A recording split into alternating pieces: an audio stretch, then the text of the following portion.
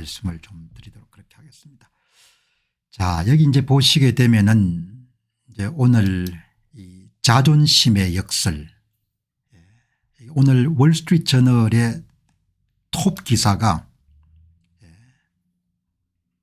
이제 트럼프 정부가 출범하기 이전부터 중국이 주도해서 미국과 협상하기를 원했지만 그게 잘 이루어지지 않은 것 같습니다. 그래서 이제 그 전후 사정을 잘 정리해 놨네요. 이제 최근 들어서 이제 월스트리트 저널 기사들을 이렇게 좀 꼼꼼히 읽어보게 되면은 사실 취재가 굉장히 강한 것 같습니다. 미국도 이제 주류 언론들이 많이 오염이 되어 있지 않습니까? 이제 그런 속에서 그래도 경제 전문지인 이 월스트리트 저널은 좀 사실 취재가 굉장히 강하기 때문에 방송에서 굉장히 좀 정직하게 다룰 만한 공정한 그런 취재를 그래도 많이 하는 그런 신문사다 이렇게 볼 수가 있는 거죠. 이제 이 내용이 무슨 내용을 담고 있는가 이렇게 좀 한번 상세하게 들여다봤습니다. 자, 중국은 도널드 트럼프 대통령하고 협상하기를 원했는데 이제 그게 잘 이루어지지 않았기 때문에 현재 또 다른 무역 전쟁을 향해서 지금 가고 있다. 이런 내용을 담고 있는 겁니다. 그래서 관세 전쟁이 장기화될 가능성이 굉장히 높은 것 같습니다. 관세 전쟁이 시작됐지만 자존심 전쟁, 프라이드 전쟁으로 이렇게 비화가 됐기 때문에 어느 한쪽에서 일방적으로 굴복하거나 이런 모습을 보이기가 쉽지가 않지 않습니까? 그런데 이제 거듭 트럼프 대통령의 속마음은 정확하게 알 수가 있죠. 우리가 양보할 의도가 없다 이런 부분을 금요일 날 본인의 SNS인 트루스에서 여러분들 확고하게 밝혔기 때문에 장기화 가능성에 대해서 베팅하는 그런 분들이 굉장히 많은 것 같습니다. 관련 기사를 보게 되면은 중국은 트럼프와 협상하기를 원했는데 그게 이제 잘 되지 않아 가지고 이제 무역 전쟁으로 그렇게 발전됐기 때문에 양국이 무역 전쟁을 준비하고 있는 상황이다.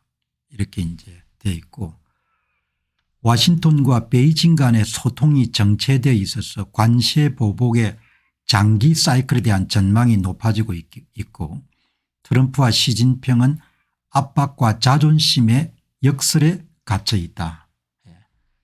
한쪽이 일방적으로 여러분들 항복하거나 양보를 하기가 어려운 상황이 되어 있기 때문에 이 사태가 이제 장기화될 가능성이 높다. 이게 이제 오늘 월스트리트 저널의 일면 톱 기사의 중요한 핵심 내용입니다. 관세 전쟁이 장기화될 가능성이 높다. 그렇게 하면 이제 미 정치에 돈을 투자한 사람들도 이 부분을 관심 있게 봐야 되고 또 미국 정치에 투자할 의향을 가진 사람들도 관세 전쟁의 장기화 가능성에 대한 그런 것을 염두에 두어야 되지 않겠느냐. 그래서 이 내용이 좀 중요하다고 보기 때문에 오늘 제가 전문을 한번 번역을 해봤는데 여기 이제 앞으로 상황이 녹록지 않다는 것은 미국의 트럼프 대통령의 입장이 아주 확고한 것 같습니다. 트럼프의 대통령이 갖고 있는 중국에 대한 대응은 상황이 앞으로 더 악화될 것임을 예고하고 있다. 아시다시피 중국이 보복 관세를 34% 때렸지 않습니까? 미국의 기본 관세 10% 그리고 상호 관세 34% 총합 54%에 대해서 중국이 34% 정도의 보복 관세를 때렸기 때문에 현재 상황을 보게 되면은 다시 트럼프 여러분들 대통령이 보복 관세를 다시 때릴 수가 있는 거죠. 그럼 60%를 넘는 겁니다. 트럼프는 소셜미디어 게시물에서 중국은 잘못 플레이를 했고 그들은 패닉에 빠졌습니다. 그들이 할 수 없는 유일한 일입니다 라고 썼습니다. 이 금요일자 원문은 오늘 방송의 다른 섹션에서 다루도록 그렇게 하겠습니다. 이게 무슨 이야기인가 하니까 논평하는 사람 입장에서 어떻게 받아들이는가 하니까 당신들이 잘못했다. 당신들은 나에 비해 가지고 그렇게 카드를 갖고 있지 않다 이런 뜻이거든요. 그러니까 당신들이 정 그렇게 원하면은 내봐 추가적인 보복 관세를 때려 가지고 미국 시장에 중국 상품을 완전히 아웃시킬 수 있다 이런 내용이거든요. 그러니까 엄청난 내용인 거죠. 예. 대단하지 않습니까? 예. 어마어마한 거죠. 그죠? 예. 뭐 대단한 그런 일인 거죠. 예. 자, 여기 이제 보시게 되면은 이제 이렇게 여러분들 관세전쟁 무역전쟁으로 이렇게 발전되게 된 중요한 이유는 중국 측이 상황을 낙관적으로 본 것 같아요. 바이든 행정부 4년 동안에 중국이 원하는 대로 이렇게 미국을 만질 수 있었기 때문에 트럼프 행정부도 그렇게 만질 수 있다 이렇게 생각했던 것 같아요. 그러니까 오판이라는 것이 이렇게 겁난 겁니다. 오판이. 여기 보시게 되면은 중국은 트럼프 행정부 출범 첫날 신중하고 낙관적이었다. 바이든 행정부에 익숙했기 때문에 우리가 원하는 대로 트럼프 행정부도 요리할 수 있다 이렇게 아마 시진핑 측이 생각했던 것 같아요. 그래서 초기에 이제 페탄일 문제를 거론했을 때도 그냥 트럼프 대통령이 특유의 그런 좀 과장된 언사를 정치적 목적 때문에 사용하고 있다 이렇게 이해를 한 겁니다. 그래서 이제 그런 상황 판단이 있었기 때문에 트럼프 팀과의 접촉이 없는 상황에서 워싱턴의 가장 강력한 적수인 중국은 관망세를 유지하기로 했다. 상황을 완전히 오판한 거죠. 그러니까 이 보면은 참 상황 판단이라는 것이 이렇게 중요한데 제가 이제 이 기사를 쭉 읽으면서 아, 이 양반들이 바이든 행정부를 다뤘던 것처럼 트럼프 행정부도 다룰 수 있을 거라고 본 겁니다. 그래서 좀 트럼프 대통령이 과장된 언사를 계속해서 표출하고 있다. 페탄일에 대한 문제 20% 정도 관세를 때렸을 때 조금 화들짝 놀라서 좀 더 적극적으로 여러분들 협상을 추진했어야 됐던 거죠. 예. 그 여러분들 기본적으로 지금 트럼프 행정부는 미국 시장에 중국을 아웃시킬 수도 있다고 보는 겁니다. 그게 이제 전략적 디커플링인 거죠. 미국 경제가 중국 상품에 특별하게 많이 의존하지 않도록 중국과의 전략적 디커플링 중국이 미국 시장에 큰 역할을 하지 못하도록 그럼 이제 막대한 이런 무역수지 흑자를 중국이 남기고 있기 때문에 상품을 판매할 수 있는 수출 시장 자체가 이렇게 줄어들거나 크게 없어지는 거지 않습니까? 예, 수요일 날 트럼프가 중국에 부과한 34% 추가 관세로 인한 충격이 찾아왔습니다. 이것은 트럼프의 두 번째 임기 이전엔 이전 20%의 관세와 부과금을 고려하게 되면 미국의 중국 제품에 대한 평균 수입 관세가 76%에 육박한다는 것을 뜻합니다. 이것은 2018년 트럼프가 중국에 대한 첫 번째 무역 전쟁을 시작하기 이전에 20배가 넘는 수치입니다. 베이징에 있는 한 경제학자는 속내를 확실하게 드러내는데 트럼프의 초선 당시에 무역을 책임지고 있던 로버트 라이트 하이저가 사용했던 용어 중국과의 전략적 디커플링을 트럼프 행정부 이기가 선포한 것이다. 당신들 미국 시장에서 나가라 뭐 이런 뜻으로 해석을 할 수 있는 거죠. 굉장히 큰 사건인 겁니다. 그러니까 도널드 트럼프 대통령이 금요일 날 자신의 SNS에 쓰인 트루스에서 여러분들 당신이 잘못된 선택을 했다 이 이야기는 최종적으로 상황이 많이 악화가 되면은 중국 시장에 당신들이 다 나갈 수밖에 없는 그 정도의 보복 관세를 때릴 수 있는 카드를 우리가 갖고 있다 그 이야기를 한 거죠. 그러니까 엄청난 거죠. 굉장히 큰 뉴스입니다. 그래서 뭐 이제 그런데 중국은 또 큰 나라고 하니까 너무 저자세로 나갈 수가 없으니까 과도한 구혼자처럼 비춰지기를 거부하고 있다. 그러니까 시간을 두고 협상 테이블에 나오겠지만 상당히 심기가 불편한 그런 상황인 거죠. 시 주석은 과도한 구혼자로 보이고 싶지 않기 때문에 관망하는 자세를 보이고 있고 너무 일찍 협상 테이블에 나오게 되면은 중국인들에게 약한 지도자처럼 보일 수 있는 부분을 우려하고 있다. 이런 내용들이 지금 실렸네요. 만일 이제 현재 상태의 관세가 그대로 집행이 되고 더 이상 추가적인 협상이 없으면은 중국의 대미 수출은 절반으로 급감하는 그런 상황이 발생하는 거죠. 이제 여러분 여기서 또 가장 중요한 것이 트럼프 당선부터 시간이 꽤 많았는데 중국 측 인사들이 상황을 오판을 한 겁니다. 한국의 정치 지도자들한테도 굉장히 주는 메시지가 심대한 거죠. 상황을 오판하게 되면 잘못된 선택을 하게 되는 거죠. 그러니까 이 페타넬 위기에 대해서 경고를 보내고 중국이 협조를 해야 된다. 그리고 중국에게 20% 이런 관세를 인상할 때 그때 좀 적극적으로 나섰어야 되지 않겠느냐. 그런데 상황을 완전히 오판한 거죠. 관세를 매겨가 상황이 어려워지게 되면은 트럼프 대통령이 탄핵될 수도 있다 이렇게 판단했다고 이렇게 전하는 겁니다.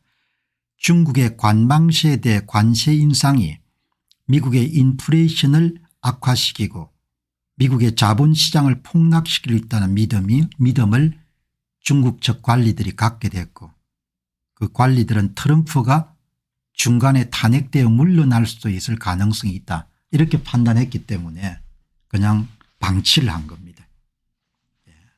그리고 이제 올해 미국 시장 정권 시장의 하락세를 보이고 그리고 AI 스타트업 기업인 딥시크가 여러분들 뜨면서 동양은 상승하고 서양은 쇠퇴하고 있다는 그런 착각을 하게 되는 거죠.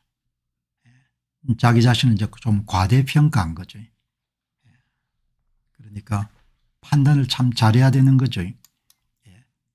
중국 측이 자기 중심적으로 상황을 본 겁니다. 자기 중심적으로. 그래서 가장 중요한 그런 핵심적인 메시지는 우리가 옳고 미국이 지금 잘못된 일을 하고 있다. 그렇게 판단하니까 협상에 미온적이었고 그래서 이런 상황이 지금 이렇게 악화가 된 거고 그리고 보복 관세를 때린 겁니다. 보복 관세에 대해서는 미국이 전략적 디커플링에 따라서 중국이 미국의 시장의 접근성을 현저히 줄여버릴 수 있다. 이렇게 나오는 거죠. 자, 이렇게 여러분들 보시면은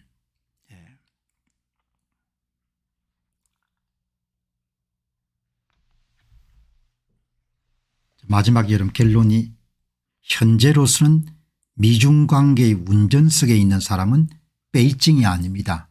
카드를 트럼프가 쥐고 있다는 겁니다. 물론 미국 중심의 시각이다 이렇게 볼 수 있겠지만 제가 보는 시각도 거의 일치하거든요.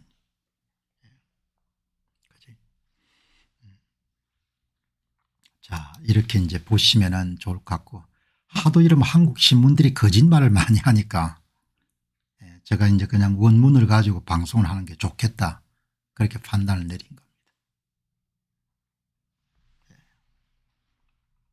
하도 뭐 선동적인 기사들이 많지 않습니까? 중국이 오판을 한 거죠. 트럼프를 과소평가한 겁니다.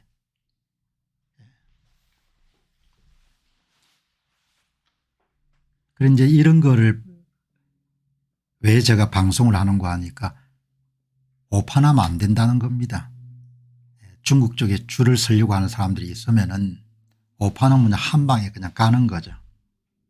그래서 여러분들 좀 객관적인 논평을 계속 해야겠다 이렇게 생각이 드는 겁니다. 오늘 여러분들 일면 톱 기사 중국 측이 어떤 식으로 오판을 했는가 그런 내용을 다룬 월스트리트 저널의 이런 기사를 제가 보고 이 기사죠. 또 다른 이제 무역 전쟁으로 이렇게 비화가 돼 가는 거죠. 비화가 돼 가는데 제가 제 이야기만 드리는 것은 좀 그렇고 물어본 겁니다. 닥터 AI한테 미국의 관세부가 이에 대응한 중국의 보복 관세 상황을 보면은 중국 측이 트럼프 정부의 요구나 주장을 지나치게 안일하게 대응해 오지 않았는가는 판단을 하게 됩니다. 트럼프의 관세에 대한 주장이 은포로 받아들였을 가능성이 있다고 봅니다. 현재 상황을 제가 볼 때는 트럼프가 카드를 쥐고 있고 헤게모니를 쥐고 있고 트럼프 대통령은 양보할 의사가 없다고 밝히기 때문에 관세 전쟁이 장기화될 가능성이 높다고 볼 수 있는데 닥터 AI께서는 어떻게 보십니까? 이렇게 동료 학자에게 물어보는 것처럼 그렇게 이제 물어본 겁니다. 그러니까 뭐라고 답하는 거 보시기 바랍니다. 말씀하신 대로 중국이 트럼프 정부 초기에 미국의 관세 압박을 패탄일 협조해 달라 관세 20% 때릴 때 은포 혹은 일시적 전술로 보고 대응을 지형했거나 미국 내부 정치 논리에 따라 철회될 것이라고 기대했을 가능성이 충분히 있습니다. 정말 똑똑하죠. 제가 갖고 있는 그런 판단을 닥터 AI한테 물어본 겁니다. 당시 시진핑 정부는 트럼프의 관세 협력을 협상 카드로 판단하고 실질적인 타격보다도 정치적 수사 레토릭으로 인식했을 수도 있습니다. 보통 사람보다 훨씬 더 낫습니다. 그러나 현실을 보면 다릅니다. 트럼프는 정치적 수사 레토릭에 그치지 않았고 실제로 고율 관세를 단행했습니다. 그 결과 중국이 대응이 늦어졌고 미국 기업 및 글로벌 공급망 재편 움직임이 가속화되고 있습니다. 중국 탈출이 이런 가속화된 겁니다. 트럼프는 양보하지 않는 전략가로서 유명하고 상대가 먼저 항복할 때까지 압박하는 전술을 선호합니다. 중국이 트럼프의 이 같은 협상수를 과소평가했다면 손실은 클 수밖에 없습니다. 여러분 사람은 기본적으로 자신의 유불리에 따라서 왜곡된 발언을 할 수 있지만 닥터 AI는 여러분들 그냥 냉정하게 이야기하지 않습니까?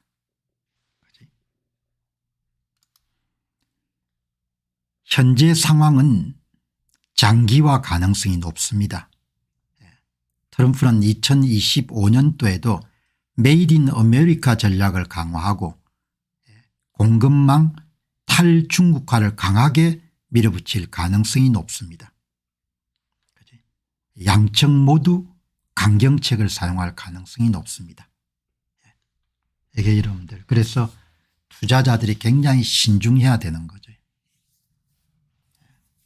이렇게 이런 상황을 정확하게 볼 수 있어야 실책을 안 하겠죠. 중국의 초기 대응은 안일했을 수 있으며 그로 인해서 시간을 잃었습니다. 트럼프는 협상의 여지를 거의 주지 않는 게임 체인저 스타일입니다. 그래서 이제 앞에서 기사를 보면서 제가 가졌던 그 추론 이런 부분을 좀 더 정확하게 한 번 정도 정리정돈할 수가 있고 트럼프 대통령은 양보할 의사가 없음을 분명히 밝혔기 때문에 단기간에 관세전쟁이 여러분들 끝날 가능성이 낮다는 거죠. 그래서 보시게 되면은 트럼프의 은포로 받아들였던 중국의 초기 대응 중국이 예상했던 것보다도 더 강력하고 지속적인 그런 여러분들 압박 정책이 지금 계속되고 있고 바이든 행정부 때 협상을 했던 것이 중국 측 의도로 모든 것이 잘 돌아갔기 때문에 안일함이 작동이 됐던 것 같다. 이렇게 여러분들 닥터 AI가 여러분들 여러 명한테 물어보면 다 관세전쟁이 장기화될 가능성이 높다. 현재 상황에서 트럼프 대통령과 중국 모두 쉽게 물러설 가능성이 낮다. 중국의 대응 전략이 미숙했고 그렇게 여러분들 정리를 할 수가 있고, 과거의 협상 경험의 바탕을 두고 중국 측이 트럼프 행보를 안일하게 대처했다. 지도자를 정확하게 이해하는 것은 대단히 중요하지 않습니까? 협상 테이블에 앉는 다른 나라 지도자를 정확하게 이해하는, 그러니까 지금 중국 이야기를 하지만 앞으로 등장하게 될 한국의 정치 지도자들이 이걸 정확하게 이해를 해야 되죠. 그러니까 과거에 한 드라마에 봤던 윈스턴 처칠이 미국의 참전을 여러분들 이끌어내기 위해서 대서양을 건너서 미국 땅을 밟을 때 그 당시 루스벨트 대통령이지 않습니까? 루스벨트 대통령을 오랫동안 연구해왔던 그 당시 아마 옥스포드 대학 교수와 함께 브리핑을 받는 것을 저는 인상 깊게 봤거든요. 지피지기면 백전백승이니까 상대방을 잘 알아야 되는 거죠. 모르게 되면은 그러면 이제 어려움을 당하게 되는 거니까. 중국의 초기 대응은 상대적으로 제한적이었으나 최근에는 더 광범위하고 강력한 조치를 취하고 있습니다. 중국도 뭐 각오하고 대드는 거죠. 그래서 오늘 정말 관심사는 미국의 동부시장 오후 3시 지금부터 아마 한 2~3시간 후에 미국의 동부시장의 장외시장 거래가 어떤 식으로 반응 나타내느냐, 그게 이제 투자자들이 트럼프의 강공을 어떻게 해석하느냐 그런 부분하고 연결돼 가지고 다음 주 미국 정시를 결정하는 중요한 바로미터가 되지 않겠느냐 그렇게 생각합니다. 자, 여기 이제 여러분 보시게 되면 이제 앞으로 한국에서도 이제 트럼프 대통령을 만나야 되니까 이 트럼프의 협상술에 대해서 한번 보도록 그렇게 하죠. 트럼프의 협상술을 보게 되면은 여기 보시게 되면 이제 모든 세계의 거의 모든 나라가 미국 시장에서 막대한 무역수지 흑자를 남기지 않습니까? 이 중국 같은 경우를 보게 되면은 작년 한 해 동안만 2,954억 불 정도의 흑자를 남겼거든요. 멕시코는 1,118억 불 정도. 이런 종류의 무역 질서를 계속 가져갈 수가 없는 겁니다. 미국 입장에서는. 사람은 다 자기 중심적인 존재니까 다른 사람 딱한 사정을 이해할 바는 아니지만 그래도 이런 종류의 미국과 교역을 하는 모든 국가는 이익을 남기고 미국은 계속해서 달러를 찍어서 여러분들 그 비용을 대야 되는 그런 상황 같은 것을 트럼프 대통령은 용인해서 안 되겠다고 보는 겁니다. 자, 그럼 여기 한번 보시죠. 트럼프 대통령은 오랜 세월 동안 사업가로서 활동해 왔고 협상에 능숙한 인물로 통합니다. 중국과의 관세 전쟁에서도 그의 협상 스타일이 여지없이 드러난 것으로 봅니다. 중국의 보복 관시가 뒤를 따르자 그는 금요일 날 SNS 트루스를 통해서 자신의 입장을 명확히 밝혔습니다. 중국은 잘못 플레이를 했고 중국은 패닉에 빠졌다. 그들이 영어 표현을 보면 afford라는 표현을 씁니다. 할 만한 여유가 있는, 그들이 감당하기 힘든 그런 일을 했다. 보복 관세를 했다는 거죠. 그 이야기는 다르게 하면 미국이 카드를 갖고 있다는 이야기죠. 최악의 경우는 당신들이 미국 시장 접근 가능성을 봉쇄해버릴 수도 있다, 이런 이야기거든요.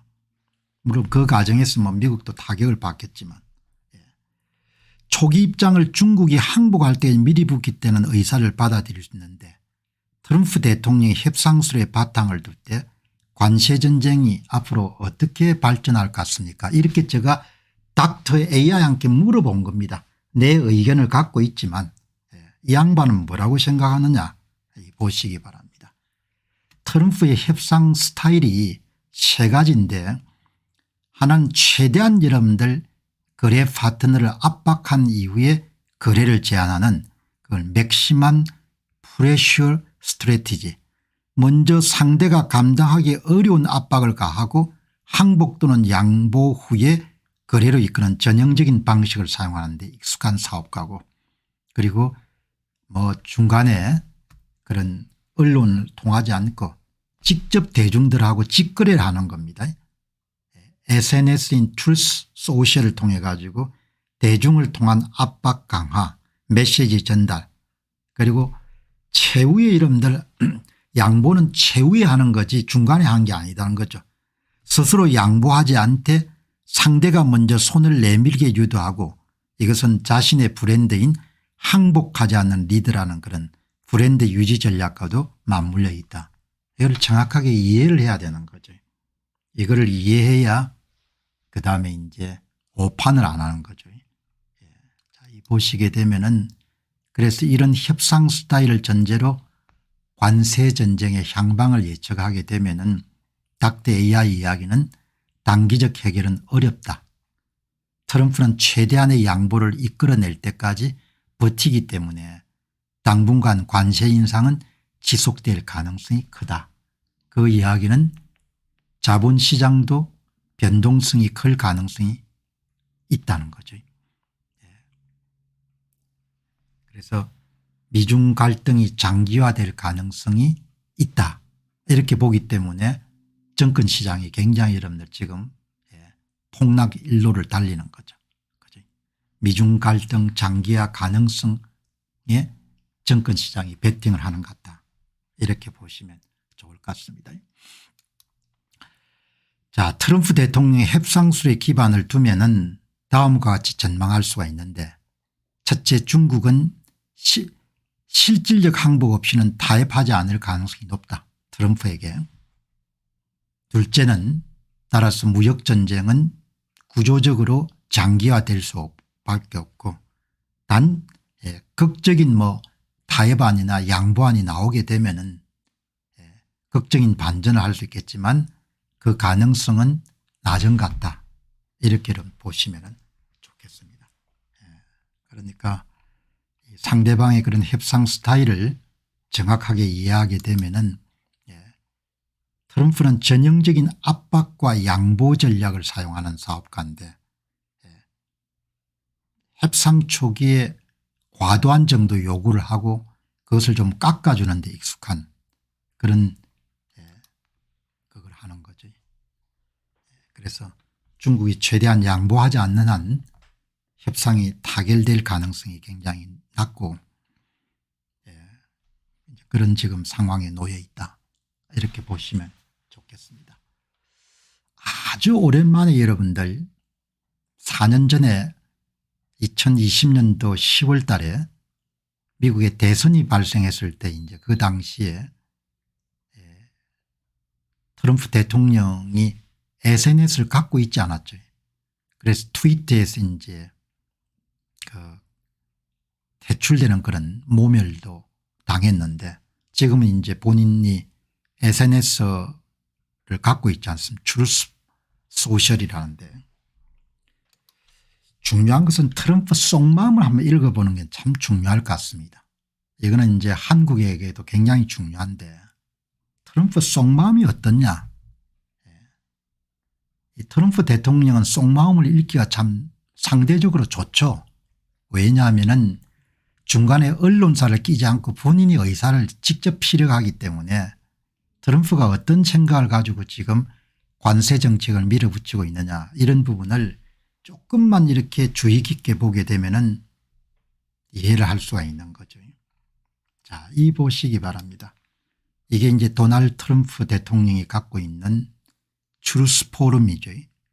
트루스 포럼인데 도널드 주니어 트럼프 여기 보시게 되면은 보시면 이제 이렇게 4월 2일 날 백악관에서 그걸 발표했지 않습니까? 상호 관세. 여기 보면은 이제 이게 미국이 한국으로부터 받아들이는 수입액을 분모로 하고 무역수지 흑자를 분자로 해가지고 50% 여기에 절반인 26%를 이제 관세율을 때리는 거지 25%를 때리는 거지 않습니까? 자, 이게 이제 나온 다음에, 이 보시죠. 이제 핵심적인 메시지는 그냥 이건 겁니다. 미국에서 자동차 판매하려면은 그냥 가능하면은 관세 지불할 의향이 없으면은 미국에서 만들어서 팔아라는 겁니다. 반도체도 마찬가지고.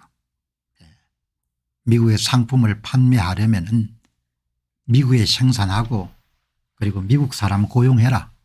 이게 핵심 메시지인 겁니다. 미국 우선주의란 게 딴 게 아니고 그냥 이 메시지인 겁니다. 이게 한 문장으로. 그 내용을 여러분들 측근들이 이야기하지 않습니까? 이게 아마 공화당 분 같은데 케네디 공화당 상원 의원은 트럼프 대통령이 주장하는 것은 바로 이것입니다. 미국에서 물건을 팔려고 하면은 그러면 미국에 공장 짓고 미국 근로자 고용하라는 겁니다. 이렇게 간단하게 이야기하지 않습니까? 아마 이분이 케네디 상원 의원 모양인데 팍스뉴스에 나온 아주 간단묘한 이거를 이제 트럼프 대통령의 트루스 소셜에 그대로 인용했기 때문에 이 본인 의사를 그대로 이야기를 잘했다라는 거지. 케네디 상원 의원이 이렇게 보시면 좋을 것 같습니다. 그 이제 한국이 앞으로 영향을 참 많이 받겠죠. 대미 자동차 수출은 지금 현재 한 90만 대 정도가 울산 등지에서 만들어져서 미국으로 가는데 대부분 다 이제 미국에 현지 생산할 수밖에 없는 거죠. 한 100만 대 규모가 현지 생산된다 이렇게 보시면 좋겠습니다. 그럼 거기에 이제 뭐 부품 소재를 공급하는 기업들도 많이 미국으로 옮길 수밖에 없는 거죠. 이렇게 여러분들 정리를 하시면 좋겠습니다. 그래서 이제 우리가 뭐 하도 이런 한국의 언론들이 정확하게 이런 보도를 안 하기 때문에 내가 그냥 원래대로 보고 정확하게 입장을 전해줘야겠다는 겁니다. 이게 뭘 뜻하냐 이야기죠. 이게 뜻하는 것은 그냥 이거다 이야기. 미국의 상품 판매하려면은 미국에 공장 짓고 미국 사람 고용해라. 뭐 미국 우선주의가 복잡한 것도 아니고 그리고 그거를 아마 공화당 의원 같은데 케네디 상원 의원이 그렇게 이야기를 하는 겁니다.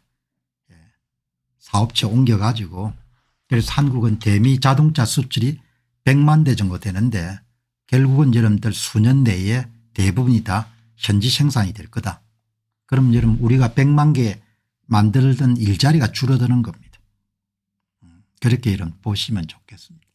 큰 사건이 터진 거죠. 어제도 강조했지만 1949년도 여러분들 만들어졌던 자유무역 질서가 완전히 그냥 재편되는 겁니다. 엄청난 그런 사건이 발생하는 거죠. 지금 이제 제가 말씀드린 요지는 트럼프 대통령이 힘을 갖고 있기 때문에 권력을 쥐고 있기 때문에 권력을 쥔 사람의 마음을 지금 살펴보는 겁니다. 이 양반이 무슨 생각하냐 이겁니다. 아메리카 이즈 백. 미국이 다시 원래 궤대로 복귀한다. 그리고 미국은 과거에 비해서 많이 안전해졌다. 바이든이 있을 때 18만 4,241명이 미국으로 미입국을 했는데 4월 1일 기준으로 9명 정도가 들어왔다. 이렇게 이야기하는 겁니다. 그리고 마침내 4월 2일 날 보는 사람에 대해서 어마어마하게 반대하겠지만 미국 자유의 날 해방의 날 이란 그런 이름으로 상호관세를 때리기 시작한 겁니다. 나는 모든 일이 잘 돌아가고 있다고 생각한다. 시장은 상당히 잘 지금 작동하고 있다. 이게 이틀 전 본인의 의사입니다. 그러니까 트럼프 대통령의 트루스 소셜에 올라온 그런 내용을 타임라인을 따라서 추적해 가게 되면 어떤 생각을 갖고 지금 있는지가 되게 추적이 되는 거죠. 그러니까 하도 언론들이 엉망진창이니까 언론들 배제하고 제가 직접 보는 겁니다. 이분이 무슨 생각을 지금 하고 있는지. 예, 아메리카 퍼스트. 예, 전부 다 여러분들 미국에 공장 짓고 그렇게 해야 된다. 예, 이렇게 보는 겁니다. 그 내용들이 꽉 찬 겁니다. 이렇게 본인이 자랑스럽게 생각한. 트럼프의 아메리카 퍼스트 무역혁명은 근로계층에게 승리를 뜻합니다. 트럼프의 관세는 미국 내의 중소기업들을 부흥시킬 겁니다. 뭐 이런 내용인 겁니다. 그러니까 이제 한국은 대미 수출 시장이 상당히 줄어드는 겁니다. 뭐 아주 간단하게 자동차 90만 대가 수년 내로 미국에 다 이전돼서 이런데 조립된다고 보시면 되겠죠.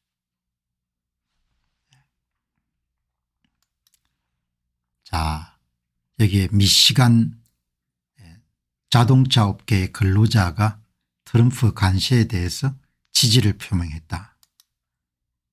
자본시장에서 혼란이 있을지라도 난 별로 개의치 않는다.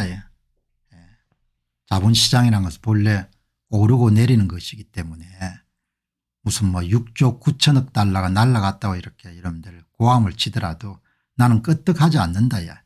자본시장에서 혼란이 발생하더라도 저는 끝까지 갈 것입니다. 못을 박아버린 겁니다. 그 내용을 이렇게 여러분들 그래서 원저를 봐야 되는 겁니다.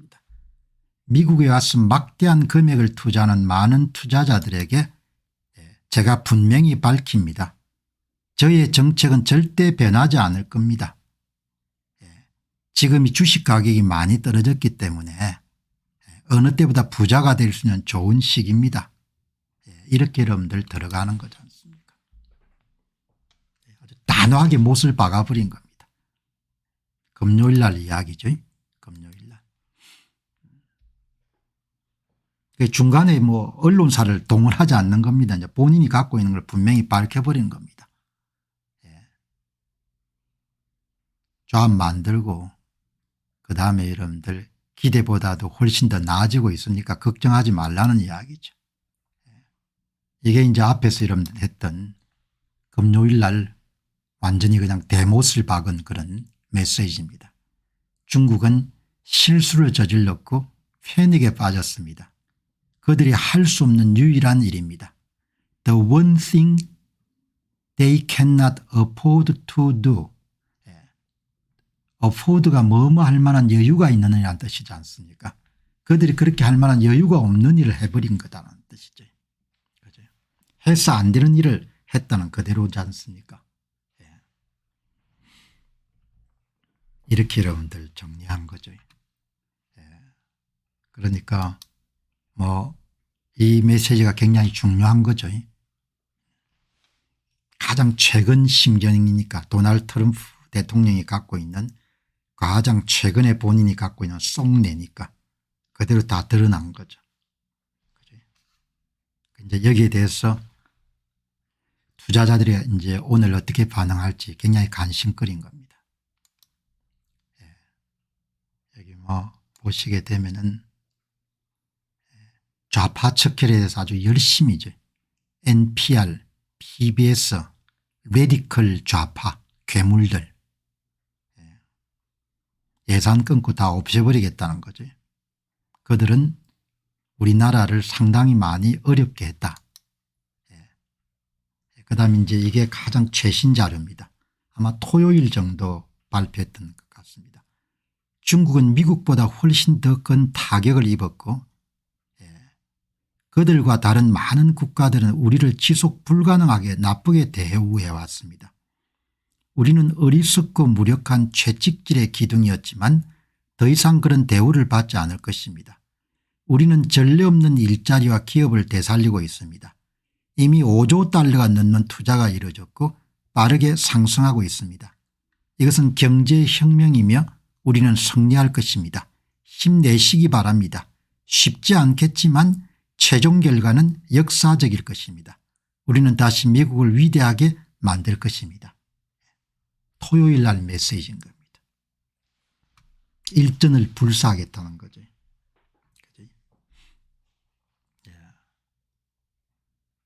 자기 자랑도 여러분들 감추지 않죠. 이번에 46%를 맞은 데가 베트남입니다.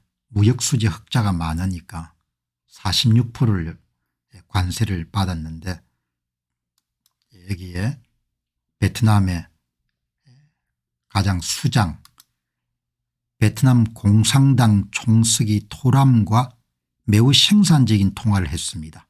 그는 베트남이 미국과 협정을 체결할 수 있다며 관세를 제로로 낮추고 싶다고 말했습니다. 저는 우리나라를 대표해서 그에게 감사를 표하며 가까운 시일 내에 만날 수 있기를 기대한다고 말했습니다. 미국 물건을 더 많이 사겠다 뜻이겠죠. 이제 상호 협상을 통해서 관세율을 조금씩 조정해 주겠죠. 도저히 베트남에서 만든 신발이나 의류가 46% 이런 관세를 맞고는 들어갈 수가 없으니까. 베트남이 돈을 많이 남깁니다. 여기 보시게 되면은 2024년도에 1235억 불을 남길 겁니다. 미국 시장에서.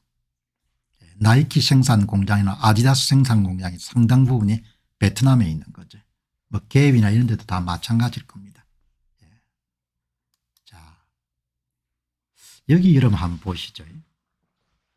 이 미국 정시에 투자하시는 분들이 굉장히 관심 있게 보셔야 될 메시지가 어제 하나 떠올랐는데 지금이 제롬 파월 연준 의장이 금리를 인하기에 완벽한 시기입니다.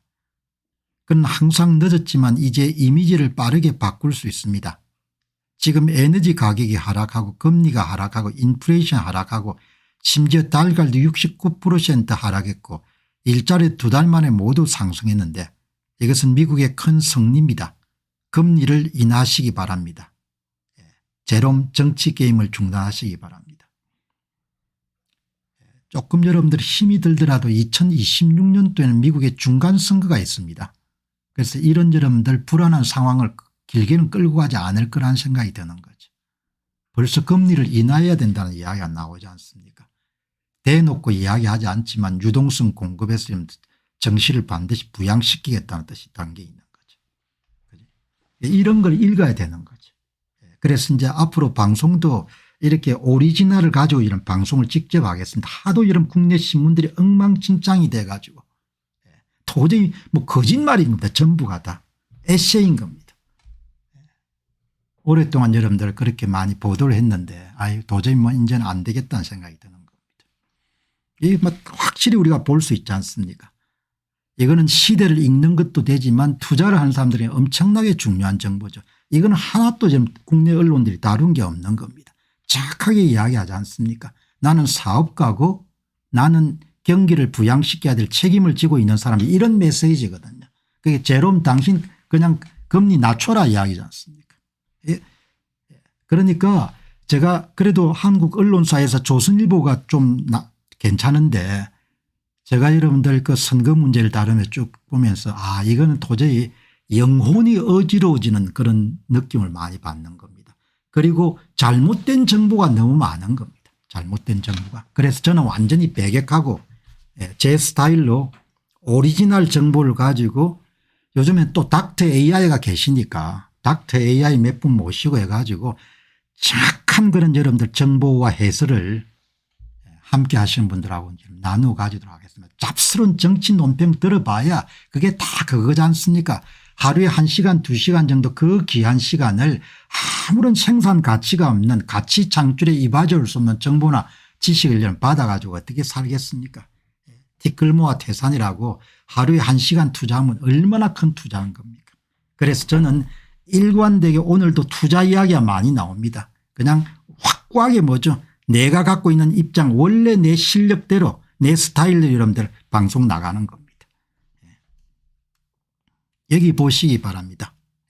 Only the weak will fail. 어제 여러분들 트윗 올린 거다. 이런 걸 우리가 읽어야 되는 거죠. 난 절대 패배 안 한다 이야기죠. 너희들이 압박하더라도 결국 중국이 이러면서 무릎을 꿇어야 된다 그 이야기 하지 않습니까? 얼마나 이런 대단한 겁니까? 이 보시죠.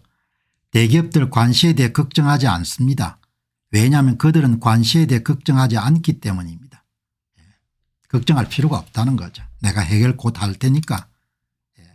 중국은 미국보다 훨씬 큰 타격을 입었고 그게 미국이 입은 타격에 비해서 중국이 입은 타격이 훨씬 크기 때문에 비교가 될 수 없다.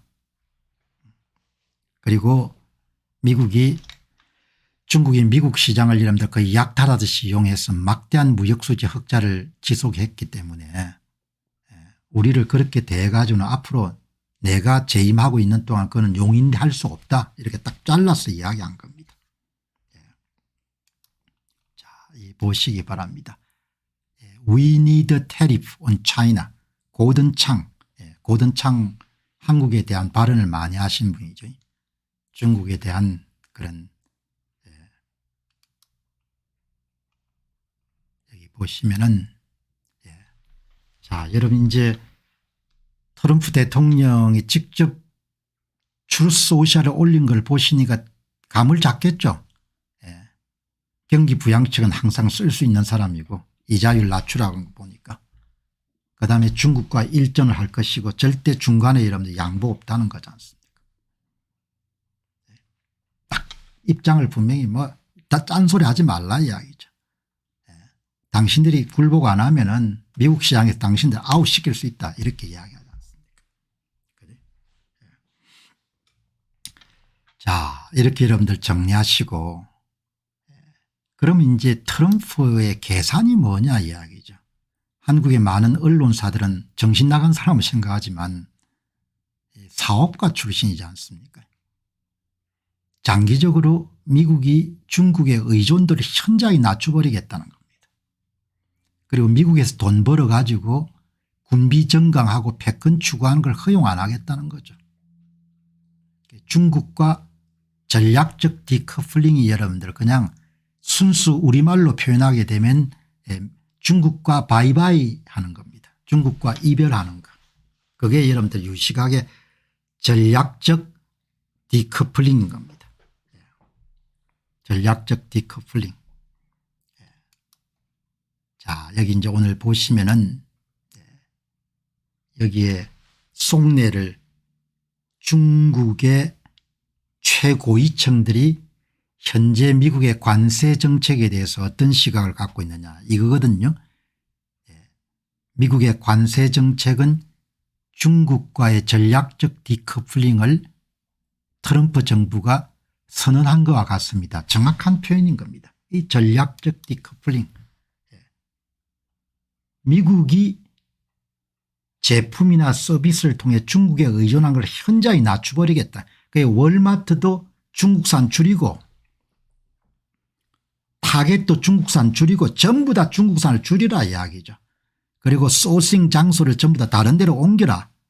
그렇게 여러분들 바이든 행정부부터 추진되어 온 건데 그걸 더 이제 엄하게 추진하겠다는 거죠.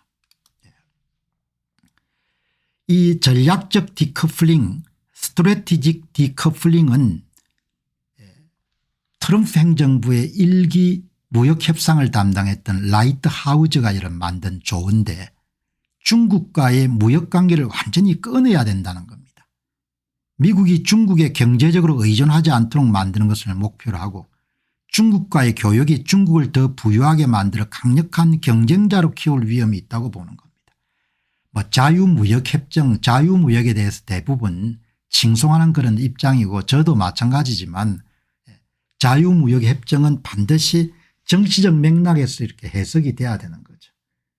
미국 땅에서 지금 수천억 달러의 매년 무역수지 흑자를 남겨가 그걸 군비를 강화하고 미국을 위협하는 것을 어떻게 살려놓겠습니까? 살려놓을 수 없는 거죠.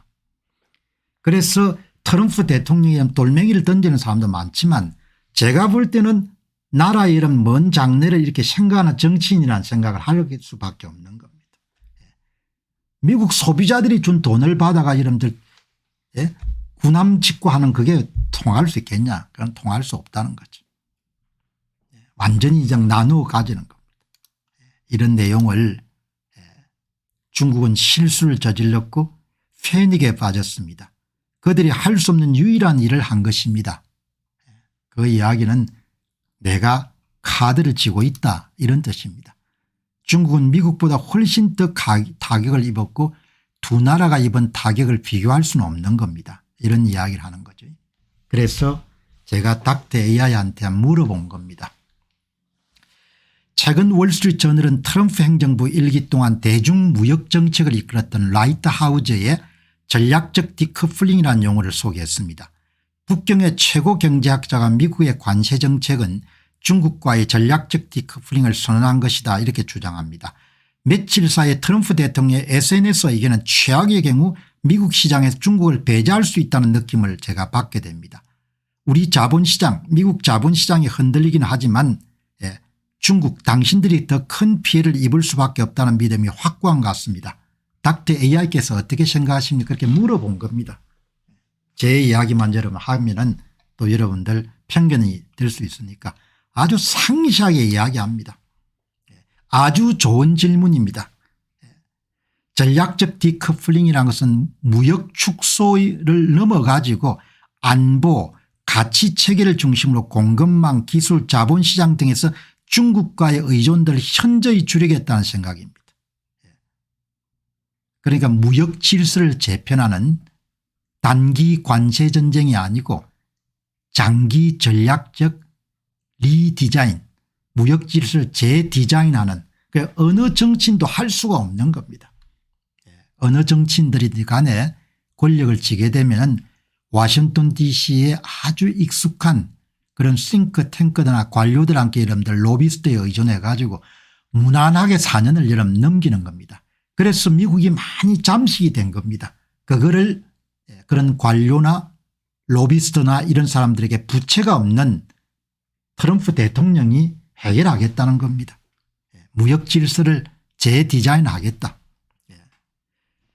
최근 트럼프 전 대통령의 SNS 발언이나 중국산 제품에 대한 60% 관세 부과 가능성 언급은 단순한 협상 카드라기보다도 미국 시장의 중국 배제 가능성을 시사하는 겁니다. 이렇게 칼같이 이런 닥터 AI가 이야기해 주는 겁니다.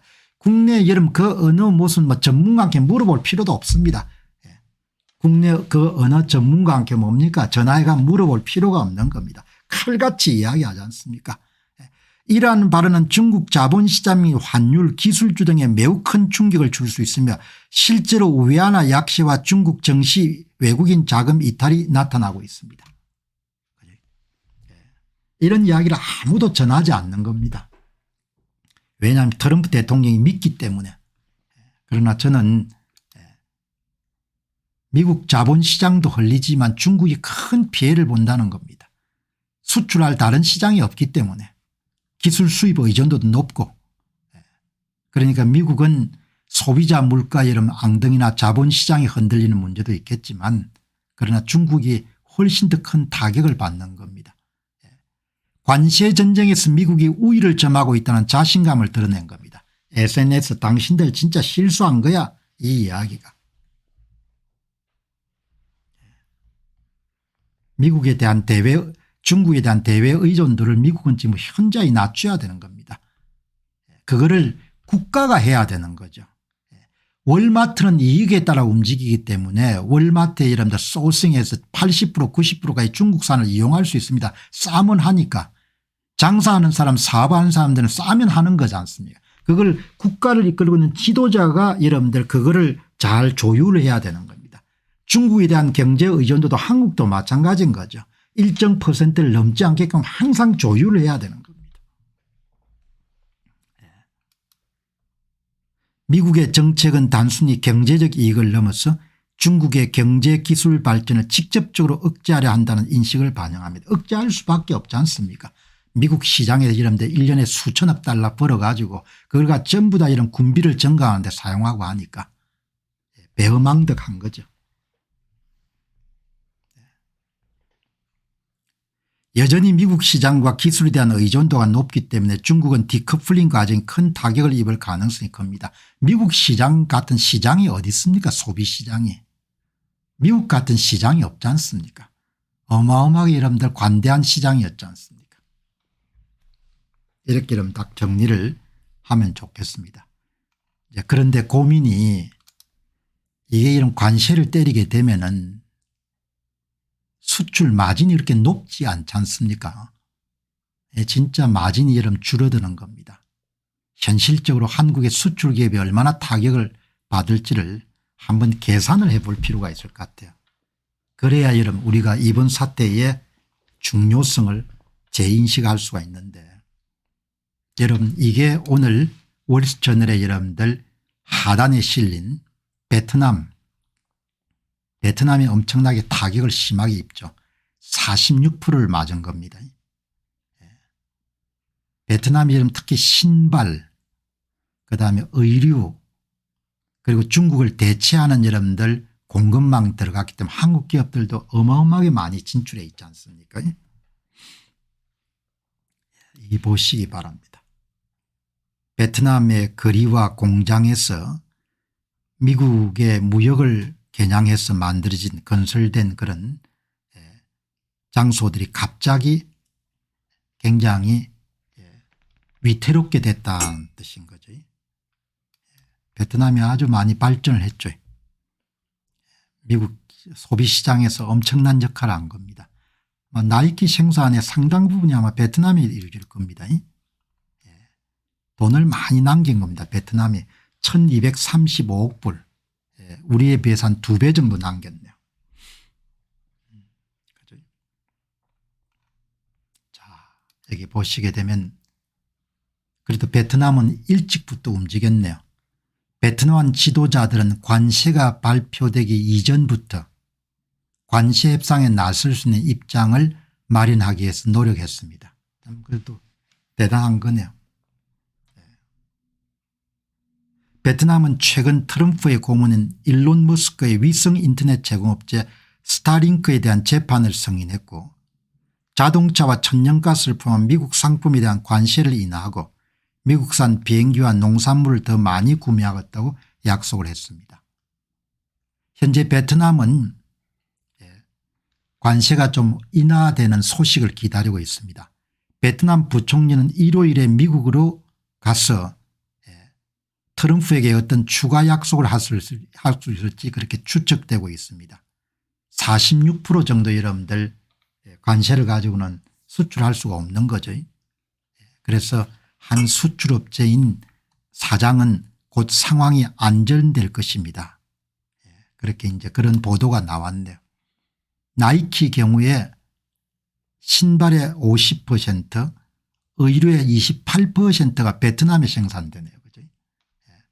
그리고 나이키 아마 주문자 상표 부착 방식으로 생산하는 많은 기업들이 한국 기업들일 겁니다. 한국 기업들. 한국 기업들이 가장 크게 타격을 받았을 겁니다. 베트남에 이런 생산 기지를 두고 있는. 그죠?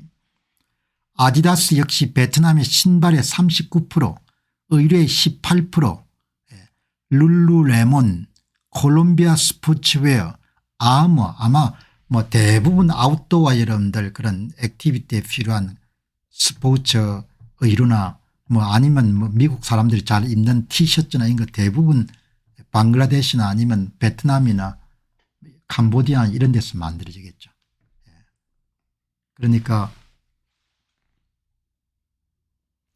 베트남 주석이 이름 직접 전화해서 대화했다는 내용을 공개하지 않습니까? 트럼프 대통령이. 여기 스포츠 제품 그런 메이커들이 굉장히 이렇게 지금 위기에 처해 있다는 겁니다. 아디다스도 마찬가지고 나이키도 마찬가지고. 그래서 이제 보면은 한번 계산을 한번 부탁해 봤습니다. 관세 25%를 맞는 경우에 한국 기업들의 마진이 얼마만큼 줄어드는지 이 보면 정확하게 여러분들 반으로 줄어드네요. 마진이. 한국 기업의 마진이 절반 정도까지 줄어들 수가 있는 겁니다. 그러니까 큰 타격인 거죠. 아마 지금 수출 기업들은 초비상일 겁니다. 이걸 여러분 계산을 어떻게 했는가 하니까 관세가 부과되면은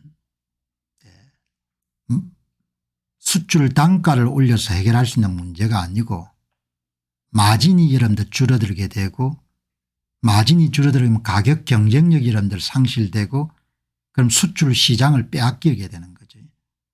상품 생산 원가가 $100면 목표 마진이 20%면 120불에 여러분들 물건을 미국에 이런 수출하게 되는데 이 120불이 미국의 세관에서 여러분들 25%를 맡게 되면은 그게 25%가 120불에 25%가 30불이거든요. 그럼 제품 가격이 $150로 늘어나는 겁니다. 미국 내 판매 가격이 $150 정도 되면 거기에다 또 미국의 판매상이 마진을 $30 정도 붙이게 되면 180 정도 여러분들 상승하게 되는 거죠. 그러면은 미국 소비자들이 감내하기가 힘든 그런 제품이 되기 때문에 미국 바이어가 물건을 팔 수 없으니까 한국의 수출업자에게 가격 협상을 요구하게 되는 거죠. 그럼 결국 한국 수출업체는 마진을 줄일 수밖에 없는 겁니다. 마진을 줄여가 단가를 낮추는 그런 쪽으로 하지 않으면 시장을 빼앗길 테니까 한국 기업이 $10 환율에서 110불에 수출한다고 하면은 미국 관세가 27.5불 정도 되고 미국 바이어가 이런 부담하는 것이 $137 50센트니까 한국 기업의 마진은 50% 정도 줄어드는 겁니다. 물론 뭐 가정이니까 거기서 마진을 얼마만큼 인정해 주냐 문제는 이제 가정이 좀 따라 다르겠지만 마진율이 20%에서 10% 한 자리 숫자로 줄어드는 거죠. 그 내용을 이렇게 정리해 놓은 것이 이렇게 나오는 겁니다. 생산원가 100원을 기준으로 해가지고. 그러니까 뭐 큰 도전 과제인 거죠. 한국이나 일본 그리고 독일이 미국에 수출한 자동차 대수는 얼마나 됩니까? 여러분 그러니까 궁극적으로 이렇게 관세를 자동차에 25% 때리게 되면은 한국의 생산해가 미국에 수출하기 힘들어지게 되는 겁니다. 철강도 마찬가지일 것 같아요. 그 이제 뭘 먹고 살 겁니까?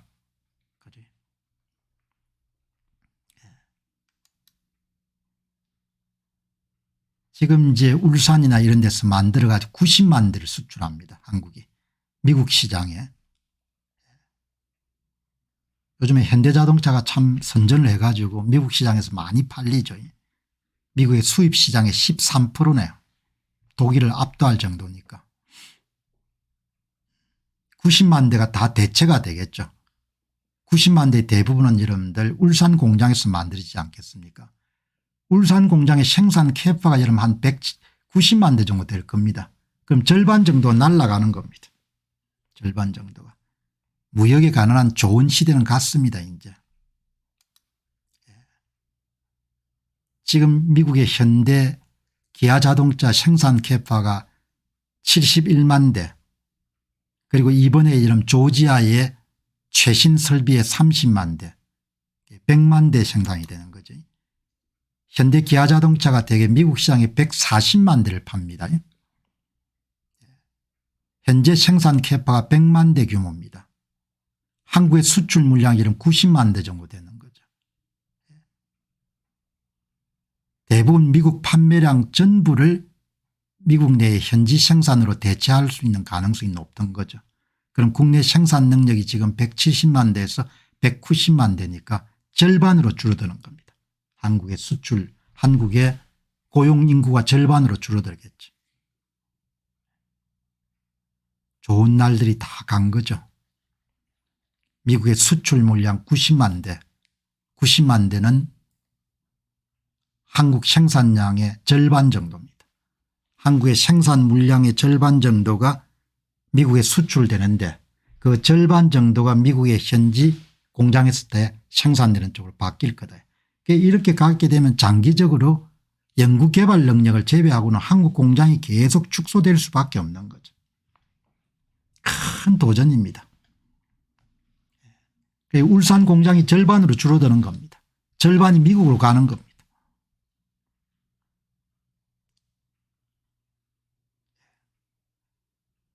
어마어마한 상황이 된 겁니다. 지금 나라가. 현대 기아 자동차가 여러분들 많이 팔았네요. 2023년도에 83만 대 팔았네요. 기아자동차 78만 대. 한국 자동차 회사들이 참 뭐 디자인도 좋고 독일 기업은 완전히 압도 안 갔습니다. 평도 괜찮고 내구성 같은 건 좀 아직 일본의 도요타에 비해서 좀 떨어지죠. 미국 현지 생산이 대부분 다 수출 물량 없이 현지 조립으로 돌아갈 겁니다. 이제 울산도 좋은 날이 다 간 거죠. 울산도.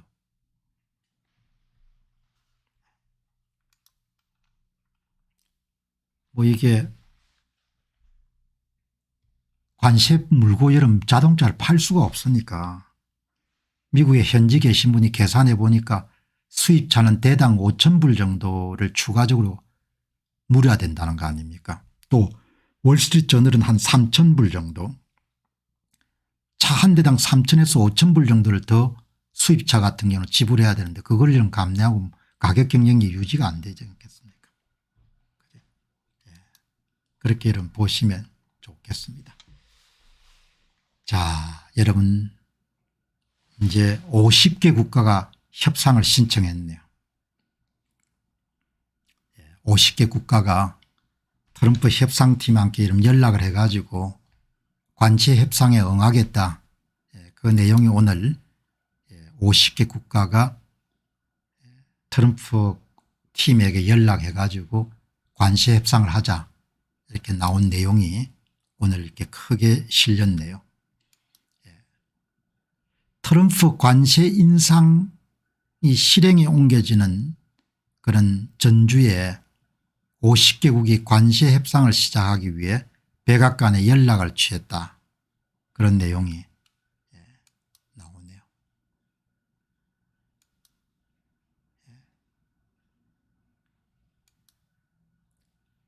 지금 이제 모든 관심이 all eyes, 모든 사람 여러분들 시선이 미국의 스탁마켓하고 그리고 여러분들 석유나 그다음에 금 시장에 집중되고 있다. 오늘 미국 시장에 일요일 동부 시간으로 6시에 미국의 스탁 시장에 장외 거래가 열리게 되면은 사람들이 어떻게 반응할 건지 투자자들이 거기에 이제 모든 초점이 지금 다 몰려 있는 겁니다.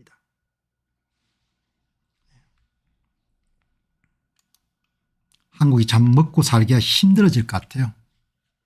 뭐 제가 오늘 사례를 든 것이 아주 간단합니다만은 굉장히 시사적이지 않습니까? 지금 미국에 여러분들 자동차를 90만 대 수출하는데 90만 대가 거의 수년 내로 대부분 다 미국의 현지 조립으로 다 대체가 될 것이다. 그러면 이제 한국의 생산 계파가 절반으로 줄어드는 거죠. 한국의 생산 계파가 절반으로 줄어든다는 것은 꼭 뭐 부품 소재 기업들이 여러분들 절반이 또 다 미국으로 이동할 가능성이 높은 거죠. 좋은 시절이 참 다 갔습니다. 이제 보시면은 미국 동부 표준시 기준으로 일요일 오후 6시에 거래가 재개되면 미국의 주식시장, 석유, 금, 선물시장의 모든 시선이 집중될 것이다.